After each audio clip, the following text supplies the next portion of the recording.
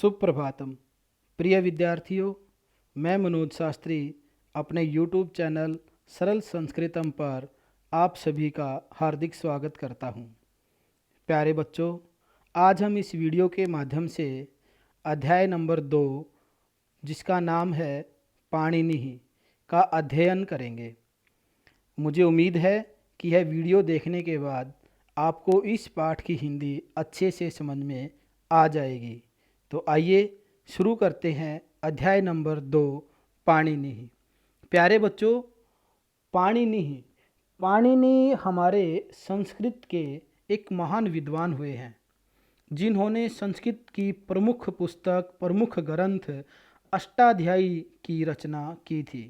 अष्टाध्यायी की अगर मैं बात करूं तो यह वह ग्रंथ है जिसको ग्रामर के रूप में, संस्कृत व्याकरण के रूप में आज हम सभी पढ़ते हैं। तो आइए आज हम इस अध्याय में आचार्य पाणिनि के जीवन परिचय तथा उनके जीवन की एक महत्वपूर्ण घटना को पढ़ेंगे, जो आपको एक बहुत ही अच्छी शिक्षा प्रदान करेगी। तो आइए सुनिए ध्यान से महर्षि पाणिनि की जीवन की एक बहुत ही अच्छी घटना।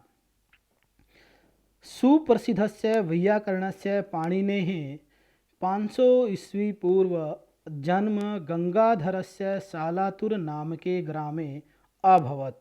ध्यान से सुनिए संस्कृत, उसके शब्दों का अर्थ और उसकी हिंदी। सुप्रसिद्धस्य वैयाकरणस्य पाणिनेः, सुप्रसिद्ध वैयाकरण आचार्य पाणिनि का जन्म 500 ईस्वी पूर्व गंगाधर सालातुर नामक गांव में अभवत हुआ। कहाँ पर हुआ उनका जन्म और कब हुआ? सुप्रसिद्ध वैयाकरण पाणिनि का जन्म 500 ईस्वी पूर्व गंगाधर के सालातुर नामक गांव में हुआ। एतत् स्थानम अफगानिस्तान देशे वर्तते। यह स्थान अर्थात इनका जन्म स्थान अफगानिस्तान देश में है। वर्तमान में यह स्थान कहाँ पर है? अफगानिस्तान देश में। सालातुर नामक जो गांव है यह वर्तमान में अफगानिस्तान देश में है। तस्य पितुः नाम पणिनः, मातुः नाम दाक्षी च आसीत्। उसके पिता का नाम पणिन तथा माता का नाम दाक्षी था। क्या नाम था उसके पिता का? पणिन, और माता का नाम दाक्षी था। तस्य गुरोः उपवर्षः आसीत्। उसके गुरु का नाम उपवर्ष था। उनके गुरु का नाम क्या था? उपवर्षः आसीत्। उपवर्ष, उनके गुरु का नाम उपवर्ष था। फिर देखिए पैराग्राफ नंबर 1। सुप्रसिद्धस्य वैयाकरणस्य पाणिनेः 500 ईस्वी पूर्व जन्म गंगाधरस्य सालातुर नाम के ग्रामे अभवत। सुप्रसिद्ध वैयाकरण पाणिनि का जन्म 500 ईस्वी पूर्व गंगाधर के सालातुर नामक गांव में हुआ। यह स्थान अफगानिस्तान देश में है।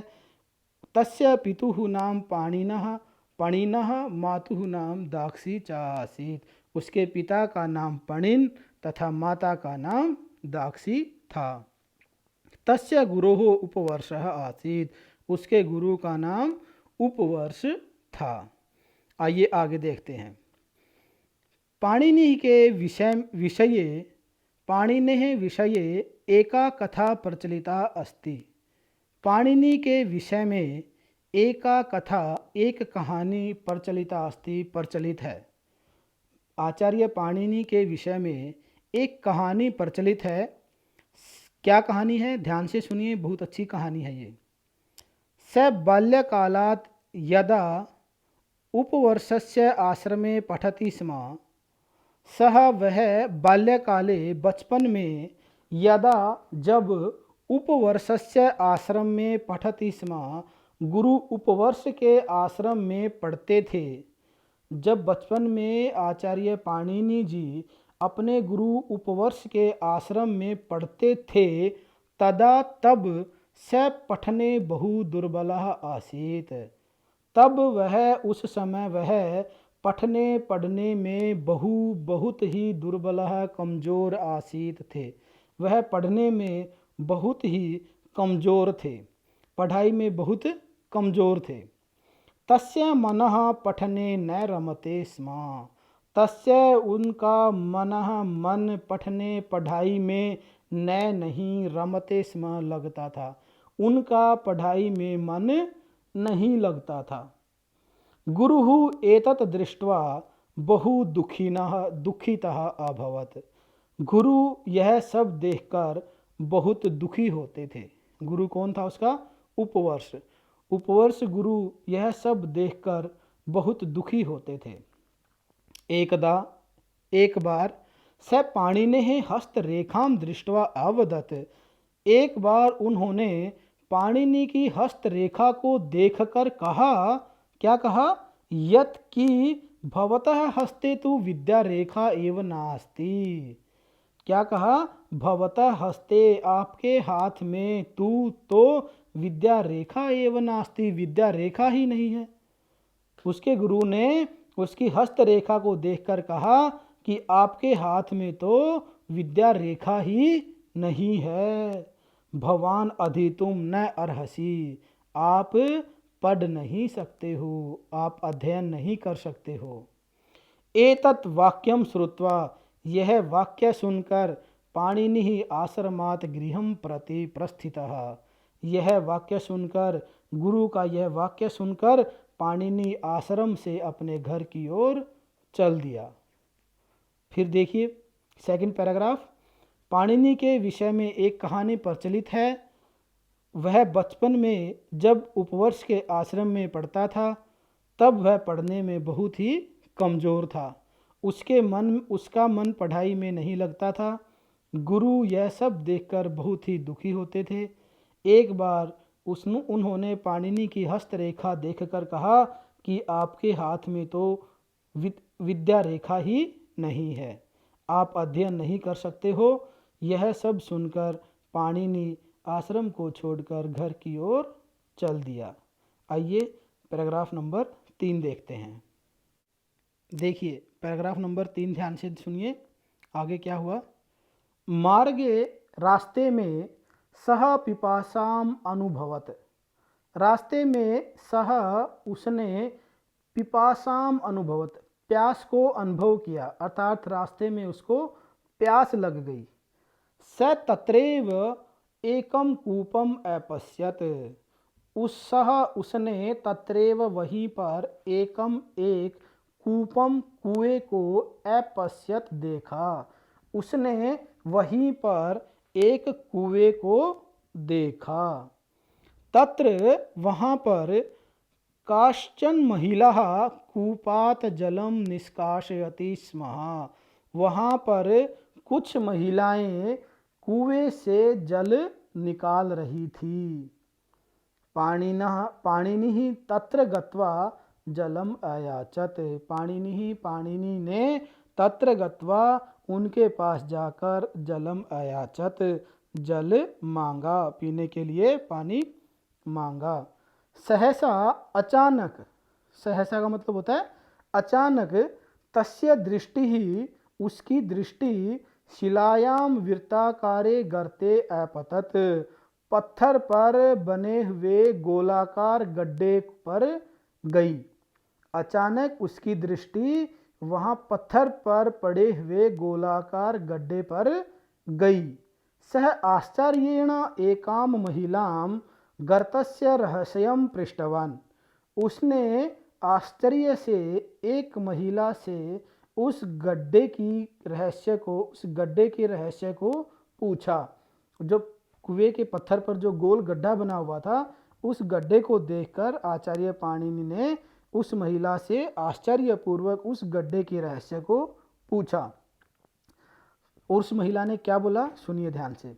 सा महिला अवदत्, उस महिला ने बोला, कहा, वारं वारं घटस्य स्थापनेन एषः गर्तः जातः। वारं वारं, बार बार, घटस्य स्थापनेन, घड़े के रखने से, एषः यह, गर्तः गड्ढा, जातः हो गया है। इस पत्थर पर बार बार ये घड़ा रखने से ये गड्ढा हो गया है। अब देखिए पैराग्राफ आगे लास्ट। तदा पाणिनि आश्चर्येण स्तब्धः जातः। तदा तब, कब, जब उस महिला ने पाणिनि को ये बताया कि बार बार घड़ा रखने से इस पत्थर पर ये निशान बने हैं, इस पत्थर पर ये गड्ढा बना है, तब पाणिनि ही आश्चर्येण स्तब्धः जातः, पाणिनि आश्चर्यचकित हो गया, हैरान हो गया।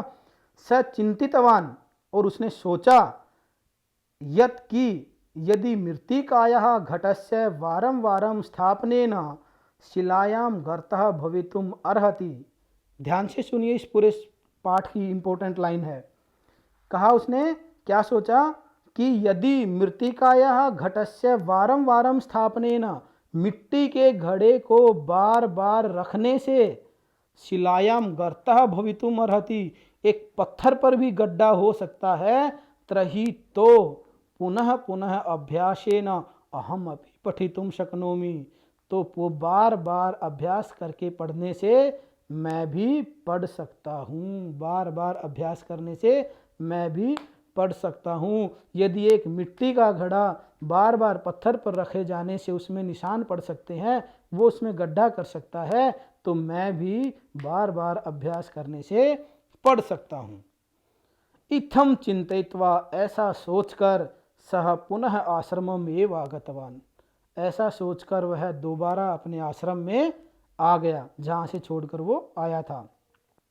आश्रमम आगत्य स छुरिकया हस्ते विद्यारेखां निर्मितवान, आश्रम में आकर उसने छुरिका से अपने हाथ पे विद्यारेखा को बनाया।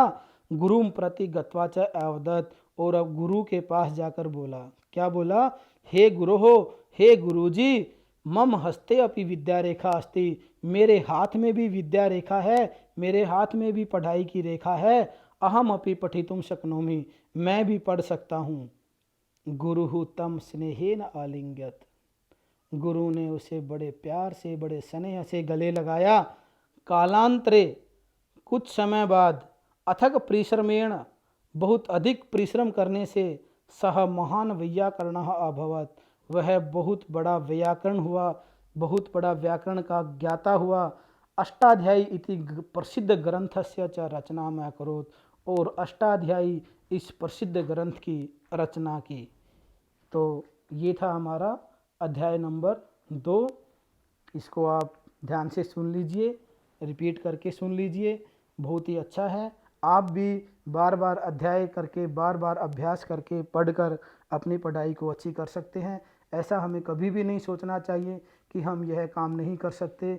इम्पॉसिबल हमारे लिए कुछ भी नहीं है, हर कुछ हमारे लिए संभव है। हम सब कुछ कर सकते हैं जब हम अपने मन में इसको करने के लिए ठान लें। तो आप बार बार अभ्यास करके इसको आसानी से समझ सकते हैं। तो आप इसको अच्छे से समझने की कोशिश कीजिए। आपको यह वीडियो अच्छी लगे तो आप इसको लाइक कीजिए, शेयर कीजिए। अगर आपको ये अच्छी लगे, समझने में आसानी लगे, तो इसको लाइक कर दीजिए। धन्यवादम। जयतु संस्कृतम, जयतु भारतम।